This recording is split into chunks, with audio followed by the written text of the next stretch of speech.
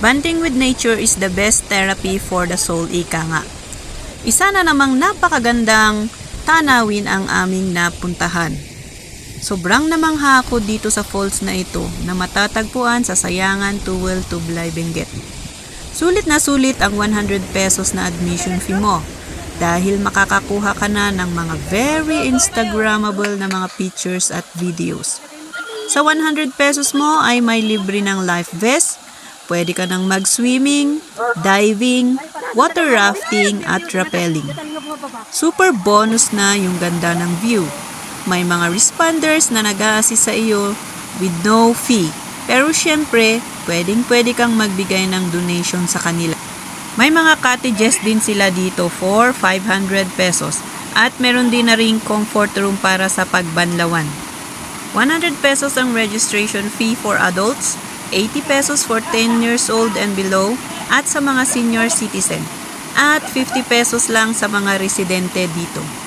Open sila as early as 7 a.m. at close na sila pag 5 p.m. As for sa sasakyan, kung own mo yung sasakyan ay may mga pay parking area naman na pwedeng pag-iwanan. Kung magkukommute naman ay hanapin ang mga jeepney na papuntang Cruz, Camp Dangwa, Tomay o Silan at mag-drop sa Alapang Junction. Pagbaba nyo sa junction ay may mga garage o FX na pwedeng kontakin at ihatid kayo sa Bayokbok Falls for 600 pesos. Meron ding motorized jeep na pwedeng sakyan at 100 pesos per head.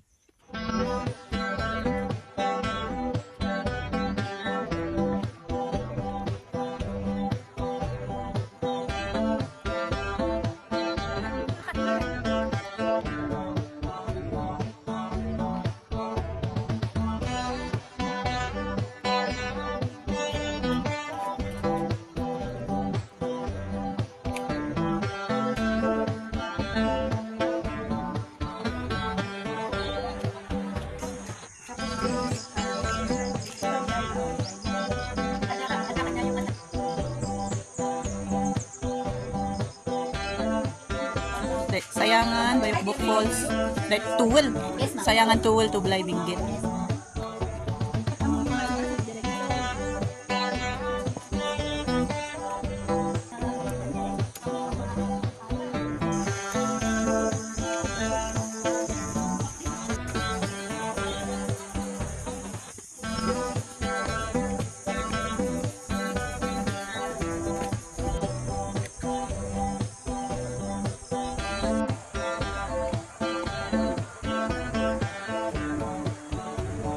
May apaya dati weight capacity na?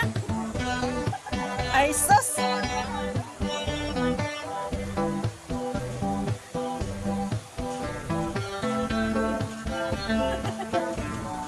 Mano-kano per manulan?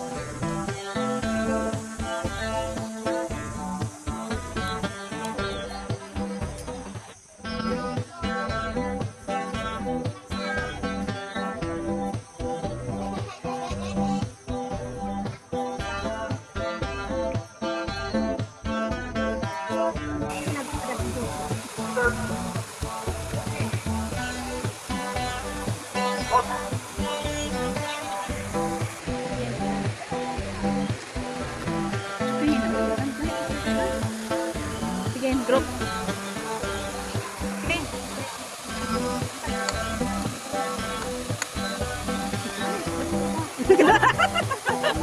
Alam mo, marami akong